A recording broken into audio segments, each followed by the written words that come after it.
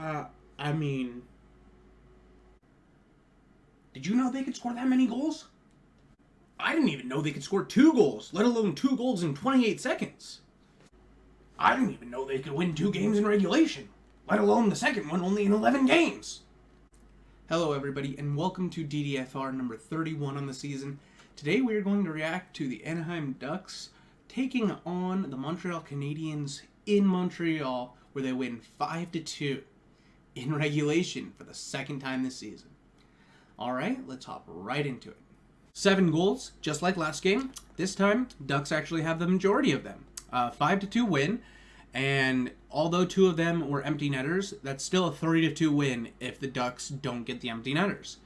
Ducks looked decent in this one. Defensively, they looked good, except for the start of the third period. The start of the third period, they pretty much just fell apart. But other than that, the Ducks were pretty much locked down defensively.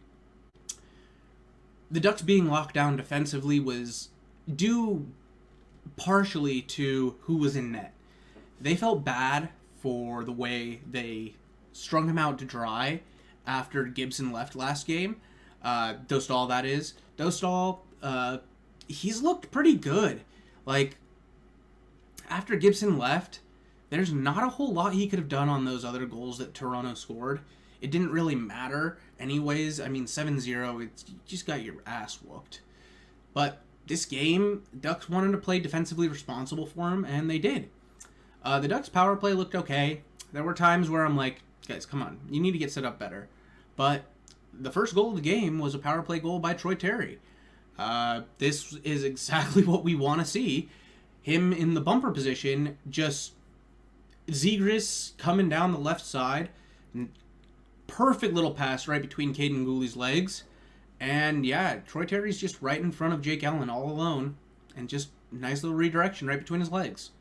There's not much Allen can do on this. And yeah, this was a good goal by Terry with a great assist from Zegras.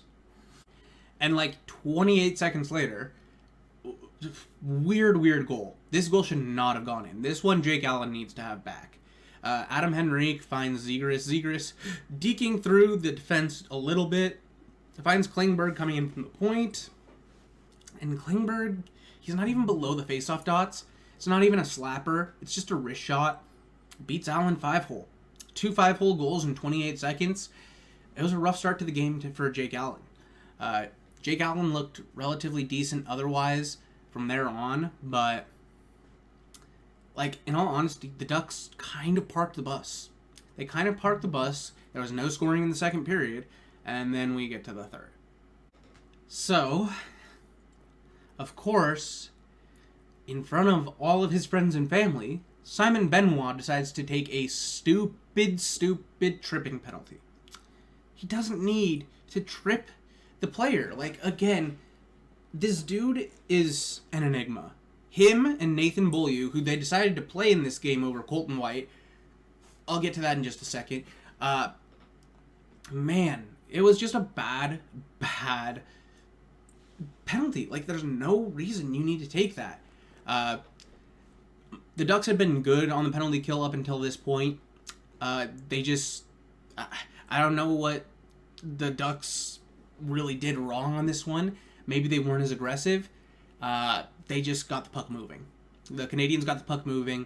It was quick pass from Drouin to Doc. Doc finds Caulfield on the opposite side, and Caulfield just one-times this and barely squeaks it in past Dostal.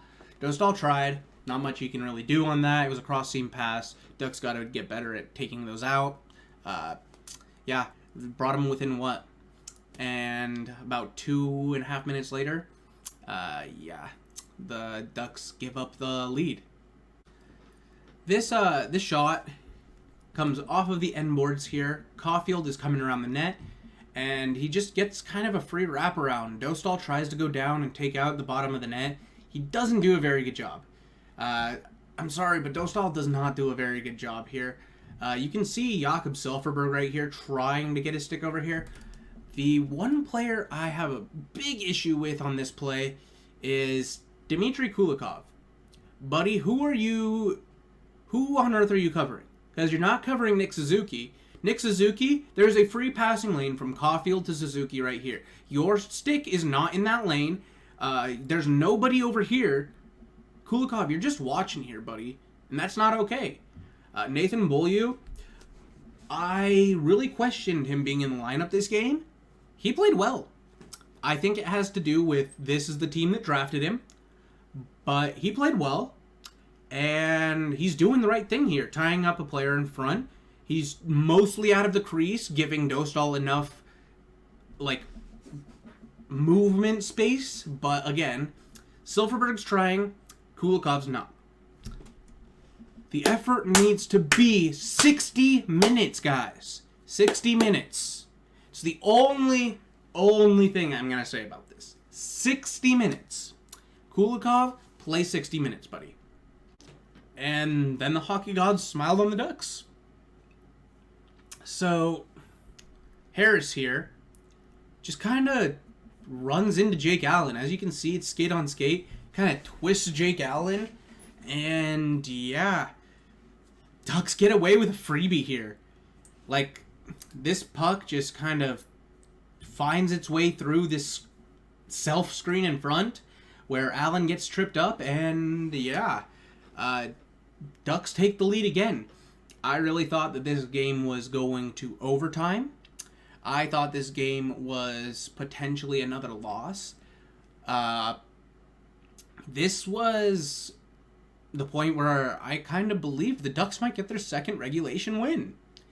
And even though it was only one goal, Ducks were playing defensively well enough that it gave me confidence. Ducks hit 2 empty netters. McTavish gets an assist on Henriques.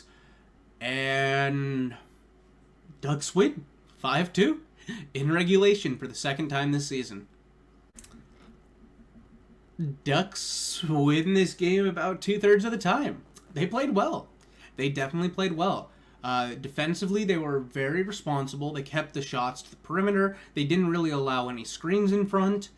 Montreal is a smaller team, so it's easier to move the screens in general. But even still, Ducks played a smart game. This was a smart game, and they really needed this after getting handled 10-0 in the last 2 games. They looked better.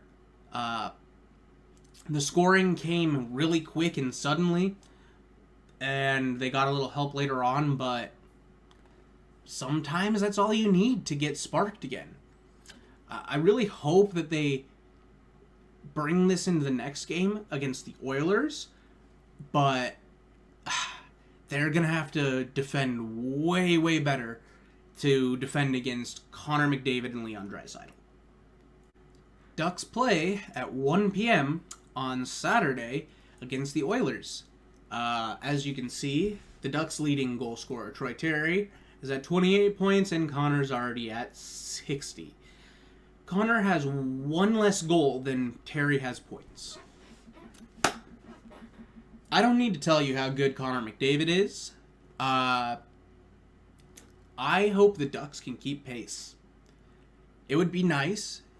Edmonton's goaltending is a real question mark. My guess is we're probably going to see Dostal again in Edmonton. And I wonder if the Ducks just have a little spark of let's play for him. The game will be on Bally Sports West for anybody in Southern California. It'll be on Sportsnet for anybody in Canada watching. And for the rest of the United States, it'll be on ESPN+. This game should probably go the Oilers' way, but let's see if the Ducks can use momentum from this regulation win against the Canadiens in the Oilers game. Thank you all so much for showing up and supporting the DDFR. I appreciate everybody who comes and watches. Hit that like button if you like what you saw. Hit that subscribe button if you really like it, and I'll see you in the next one. Bye-bye.